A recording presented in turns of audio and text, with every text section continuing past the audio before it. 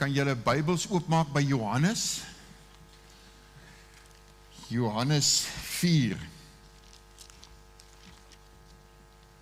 Nou hierdie is 'n gedeelte in die woord van die Here wat vir my baie na in die hart lê. Baie van ons is bekend met hierdie gedeelte. Ek dink almal is bekend met hierdie gedeelte.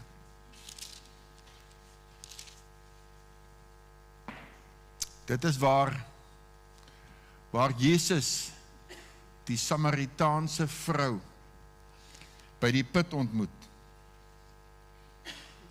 By die fontein van Jakob. En wanneer ek aan hierdie gedeelte dink altyd, want jy kan so baie uit hom uithaal. Dit gaan oor verlossing, dit gaan oor lewende water, dit gaan oor sal nie dors nie. Maar dis ook vir my, en dit is waarop ek vanoggend wil fokus, 'n plek van aanbidding. It's a place of worship. A place where a woman that lived a sinful life met her Messiah. And what is happening all around that. Let's read John 4 verse 6. Now Jacob's well was there. Jesus therefore, being wearied from his journey, sat thus by the well. It was about the 6th hour. So Jesus was moeg. Jesus was dors. Onthou, Jesus het as mens gekom. So hy was moeg, hy was dors. En dit was gedurende die warmste tyd van die dag. Die 6de uur, 12 uur die middag. 12 uur die middag. En soos ons hierdie gedeelte lees, vind ons iets baie interessant. Want Jesus is 'n Jood. Hierdie is 'n Samaritaanse vrou en hulle het nie interaksie gehad nie, hulle het nie gekommunikeer nie. Nog te meer dat dit wat gebeur het eintlik 'n wonderwerk is waar 'n Samaritaan en 'n Jood by mekaar kom en 'n gesprek het, waar Jesus hierdie gesprek met haar het. Nou die Midde-Ooste is 'n warm plek. My een dogter bly daar en hulle sê gedurig vir ons, dis kokend, dis baie warm hierso. 12 uur die middag, warmste tyd van die dag, kom Jesus by hierdie fontein van Jakob aan.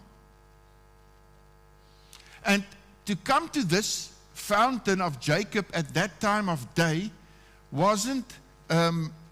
was an unusual time for anyone to come and get water at 12 o'clock or the 6th hour as the Bible describes it.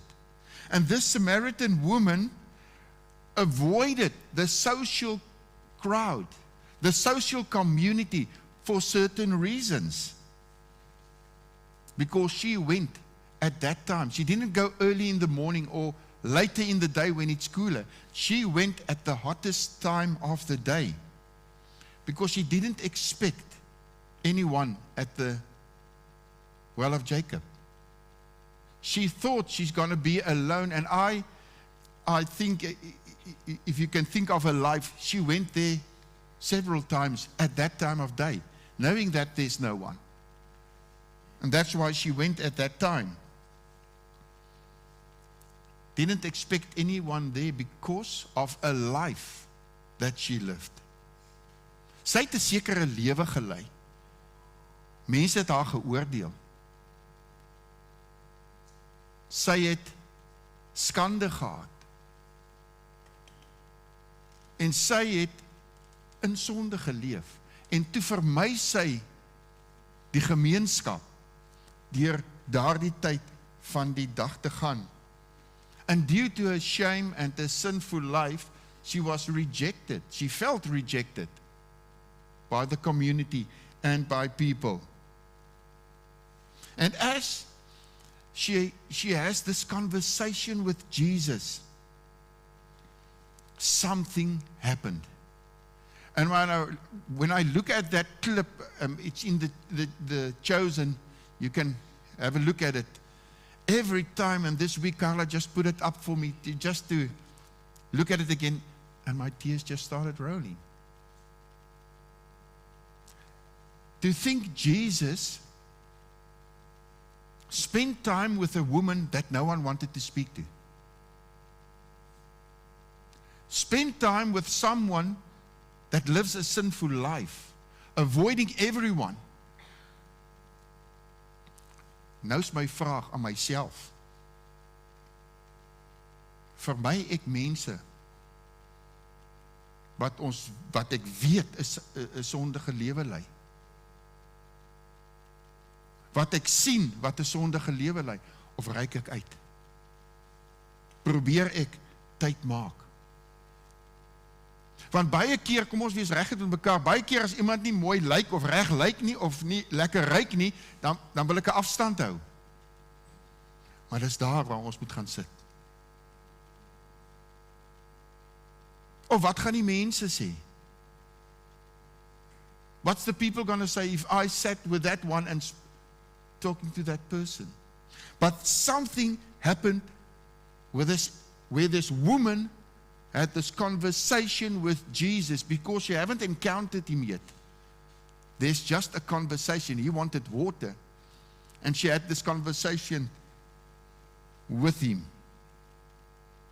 And in speaking to her, terwyl hy met haar praat, sê hy vir haar, maar hy wil iets met haar deel, gaan roep jou man. Go and call your husband, then I can share it with both of you. And then she said, I've got no husband. And what Jesus did at that point is, yes, and the one you're with is also not your husband. A revelation that alerted something in her spirit, something within her.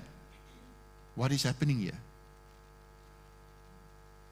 What is happening here? Wat is besig om hier te gebeur? En in hierdie gesprek sê Jesus vir haar, en jy het 5 gehad. Revelation that she thought only she knew. Sy het nie gedink enige ander persoon gaan weet van dit nie, behalwe nou die gemeenskap waar sy gelewe het. Onthou, hulle het haar verwerp, hulle het haar verstoot. Maar hierdie ontmoeting met Jesus vir die eerste keer, nie gedink hy weet enigiets van haar lewe af nie. En dit het gemaak dat sy luister. Toe hy vir haar sê, jy het soveel mans gehad, en die een by wie jy is nie jou man nie, sê sy vir hom in Johannes 4 vers 19, Here, ek sien dat u 'n profeet is. En dit is wat mense so gou doen. Dadelik probeer sy hom label. You're a prophet. Meanwhile, he's the Messiah. You're a prophet. Because only a prophet can know these things. And up until this moment, she had been deflecting the questions that Jesus asked her. And she tried to give clever answers. Sy het probeer om slim antwoorde te gee vir die vraag wat Jesus haar gevra het. En hy het intieme geheimenisse aan haar geopenbaar van haar eie lewe. Dit het hy aan haar geopenbaar. Dit wat in haar verlede gebeur het en haar huidige situasie. Daar hoe sy nou lewe. And for this Samaritan woman to realize that this is a divine supernatural knowledge, what's been shared here, her tone noticeably shifts. Haar stemtoon het verander, want sy besef, hierdie persoon is nie net 'n persoon nie. She drops her defense and her sarcastic demeanor, and she respectfully addressed him as Sir. When we look at the scripture, Sir, I perceive that you are a prophet. Onmiddellik verander iets, want sy besef, hierdie is nie net 'n gewone mensie. Sy aanvaar sy autoriteit en sy kennis, dat hy dit spreek wat God aan hom geopenbaar het. This admission of his prophetic status act as the bridge between them. That was the bridge that connected them, that allows Jesus to reveal his true identity as the Messiah.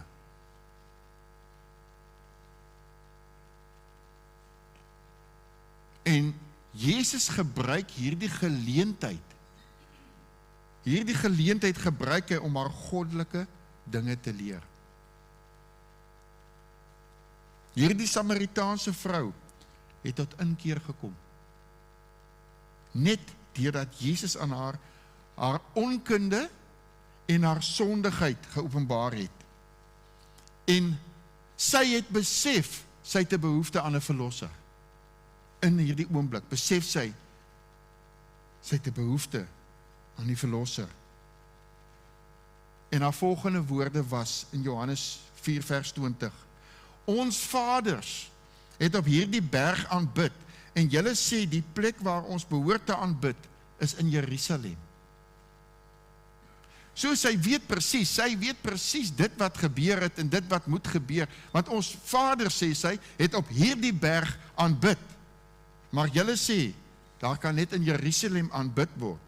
Nou hierdie berg waarvan sy praat is die berg Gerizim. Dis waar hulle aanbid het, die Samaritane. En dis 'n jarelange historiese tradisie gewees en 'n geskil tussen die Samaritane en die Jode waar aanbid word. Baie interessant. Die een sê in Jerusalem, die ander een op die berg Gerizim. Maar in dit vind daar iets in hierdie vrou plaas. En ek wil hê jy moet net na die vrou kyk vanoggend nie. Ek wil hê as jy 'n man is, moet jy jouself in daai posisie sit van daai ontmoeting wat plaasgevind het.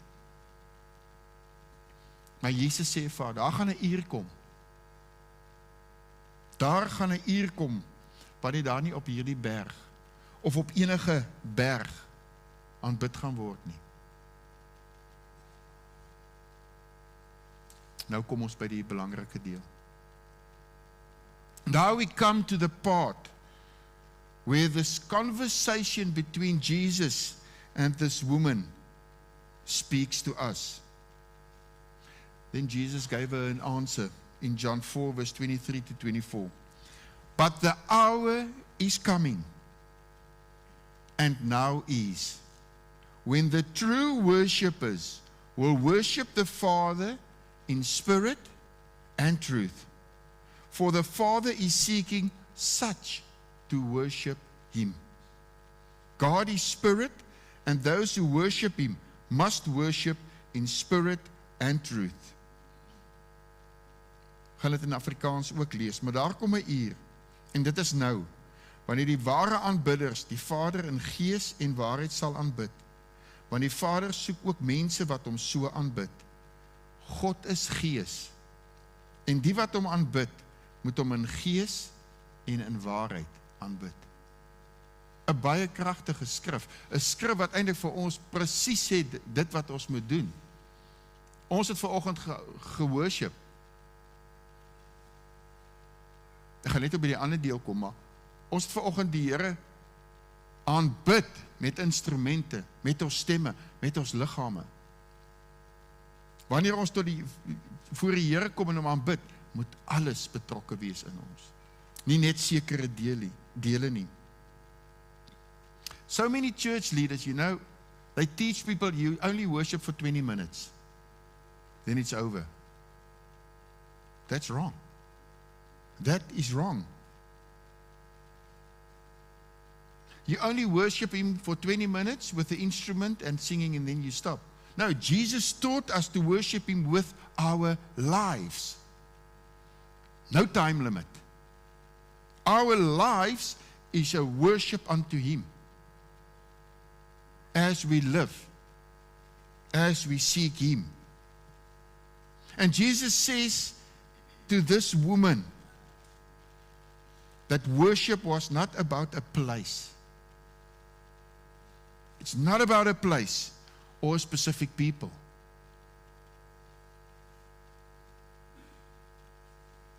Worship is a spiritual encounter that cannot be limited to time. It cannot be limited to a place or to a people. Today, so many people in our time within the church says that worship must be a certain style of music.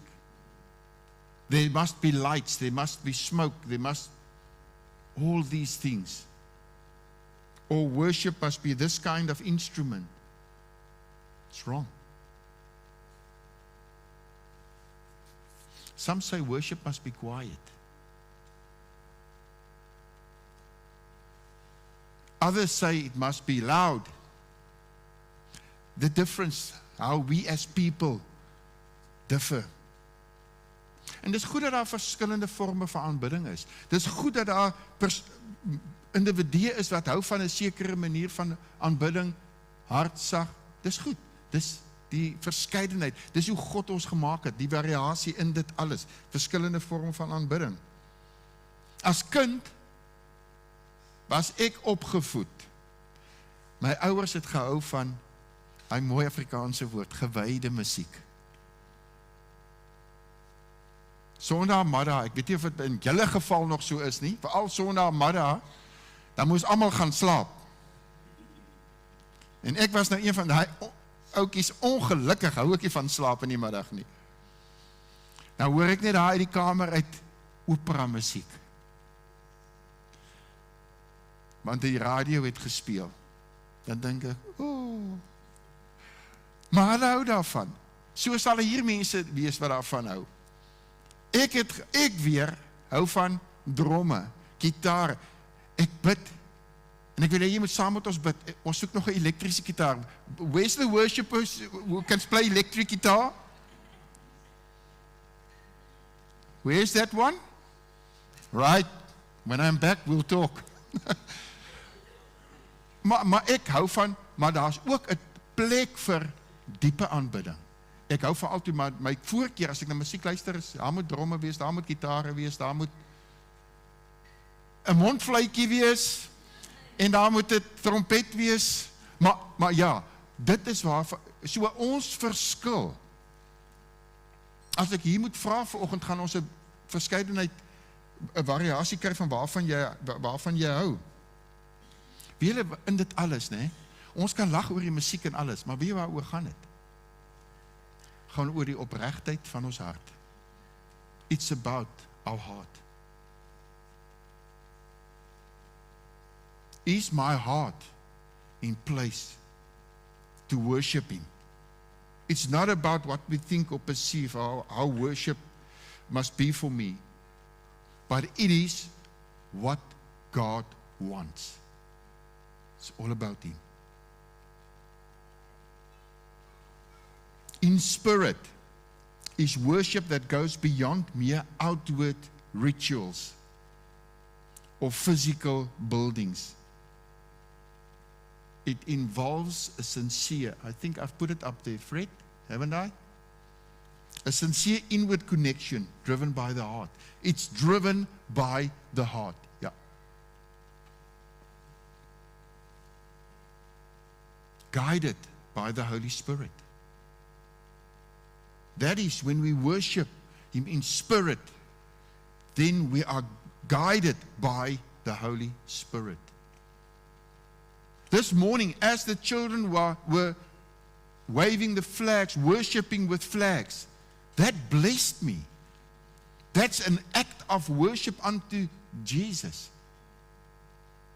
As you look at their faces, you can see they are worshiping Him. And that touched my heart this morning. to see them worship. In gees, dit is in Afrikaans daar voor, nou in waarheid. Aanbidding wat ooreenstem met God se werklike wil. Omhelsing van die waarheid van wie God is, en deur Christus dat die Vader kom. Ons moet kom tot hom. Wanneer ons nie kom in waarheid nie, want waarheid bring ons die skrif in, sy woord in, gees en waarheid. Die twee gaan hand aan hand. En Jesus beklemtoon dat God die Vader op soek is na mense wat hom in gees en waarheid aanbid. Dis nie ek wat dit sê nie, hy soek dit. Hy wil hê jy moet kom en sê, Lord, here I am. I come and I worship you in spirit and I worship you in truth. It's not a show. It's not that I bring half of my life, of half of my heart, everything for you. Dis hoekom ek hou van die laaste lied wat ons, of die een lied wat ons gesing het vanoggend. Ja, nie net 'n deel nie. Alles. Soos wat ons in lofprysing en aanbidding voor die Here kom, aanbid ons hom, soos die Heilige Gees ons lei. Dis hoekom ons party Sondag nie eers 'n boodskap het nie, want die Here het anders te besluit. Ons vertrou hom. So in waarheid aanbid ons hom volgens sy woord. En weet julle, die liedere wat ons sing ons nie net deur te sê, okay, ons kies maar nou net 'n paar liedjies nie. The worship leaders go and sit and they hear from God what they must bring. Lord, what do you want us to worship to you this coming Sunday? What is there that you want us to bring unto you? Meaning of worship, translated from Greek, literally means to kiss the hand. It pictures bowing down before a superior and kissing the hand in absolute honor. So, worship meaning to kiss the hand. To worship in spirit and truth means that it's a life surrendered to the will and the word of God. So ons kom nie net op 'n Sondag en ons kom sing 'n paar liedjies en ons sit en ons luister na die boodskap op gehuis nie. Ons kom en ons aanbid God. As jy in jou binnekamer is en jy sit worship musiek aan, jy aanbid hom. Jy verheerlik hom. Want dit maak dat it shifts self-centeredness to God-centered. So our focus is him at all times. He is the focus. And as we bring that shift, we see that his ways are much greater than our own ways, our own will. Our desires and aspirations begin to align with him.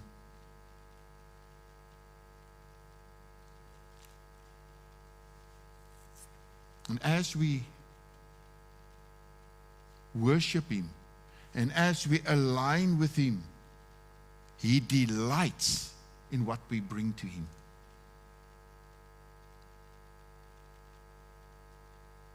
Worship connects us to our Creator.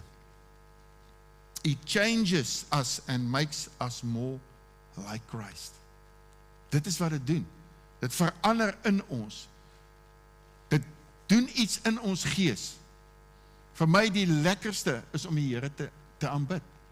As ek ry met my motor, ek sit worship musiek aan. Dan sing ek, want niemand hoor my nie, ek kan maar hoe vals sing. Maar ek worship hom, ek aanbid hom. Ek kan net nie my oë toemaak nie. Maar waar ons gaan, as ons worship musiek aansit, en ons worship hom, ons aanbid hom, gaan dit oor ons hart. Die kondisie van ons hart, is my hart in dit. Of doen ek dit maar net vir die woorde? Ja, ek doen, die woorde is ook deel daarvan. Want ek sing dit, ek spreek dit tot God. Dit is belangrik. Then back to the Samaritan woman. She says in verse 25, I know that Messiah is coming, who is called Christ. When he comes, he will tell us all things. When he comes, he will tell us all things. Baie interessant, hier sit die Messias voor haar. Hy vertel haar deel van haar lewe. Daar het nog nie heeltemal daai geestelike openbaring gekom nie. When he comes, sê dit, as jy kyk na die beeld, dis so half, ja, wanneer hy kom, hy gaan ons baie dinge vertel, sy wil eintlik vir ons sê, jy sal ook sien, of jy sal ook sien. John 4:26, then Jesus said to her, I who speak to you am he. Dit is ek wat met jou spreek. En sy besef,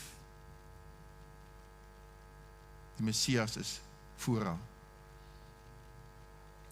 Kan ons gou die nagmaal, die brood en die beker uitdeel, dan sal ek verder gaan. Jesus said to her, I who speak to you am he. It just tells us we need to worship him in spirit and in truth at all times. Being led by his spirit, by knowing him. Not anything else, but by knowing him. Worshipping him according to his character and according to his teachings. Approaching God through his spirit. We can sing every word that's on the board when we worship, but still not worshiping. I'll say it again, we can sing every word that's on the board and still not worship.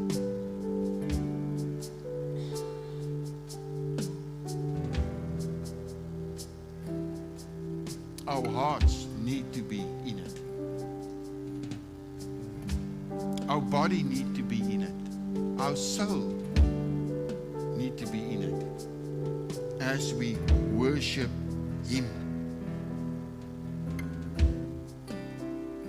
Worship isn't measured by how loud we sing or how soft we sing. It's measured by what you and I surrender before him. What do I surrender before Christ? And this morning, as we take the cup and the bread, I want to ask you to be just quiet for a moment. Asking God and have that conversation with him. Do I worship with a heart surrendered totally before him? Aanbid ek hom werklik in gees en in waarheid? Ek gaan net 'n oomblik gee wat ons net stil word. Dan sal ek verder gaan. Jy het net daai gesprek met die Here.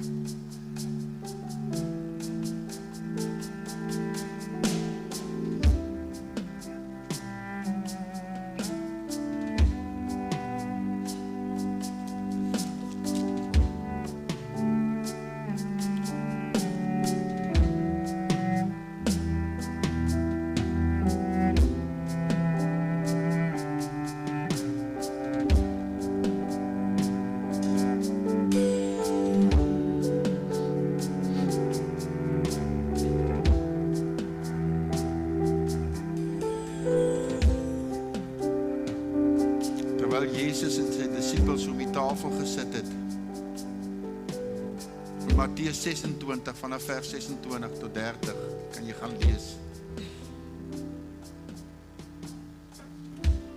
Toe Jesus die brood geneem En hy het vir hulle gesê, vir sy disippels, soos dat hy om die tafel sit, dit is my liggaam. Dit is my liggaam, gebreek vir julle.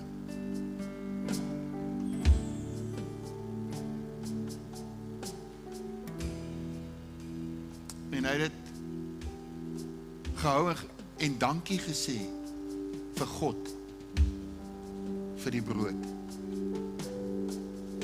So het hy ook die beker geneem.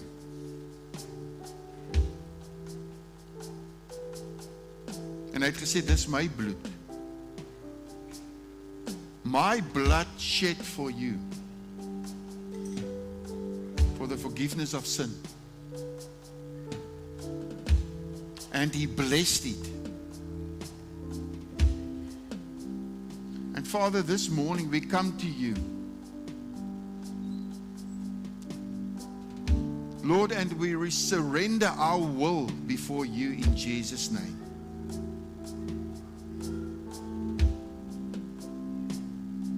Father, as we hear the heart of worship,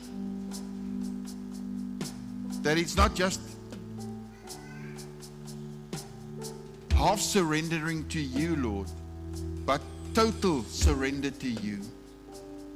I pray, Father, that we will, as we worship you with our lives, surrender completely before you. En Here, soos ons vanoggend hierdie brood neem, wat u liggaam verteenwoordig, en hierdie beker neem, wat u bloed verteenwoordig, Here, bid ek dat u dit sal seën tot ons liggame in Jesus naam. Father, and that if there's anything standing in between us and you that hinders us from really worshiping you in spirit and truth, that you will come and take that away, Lord. Here, sodat ons u sal aanbid in gees en in waarheid. En ek bid dit in Jesus naam.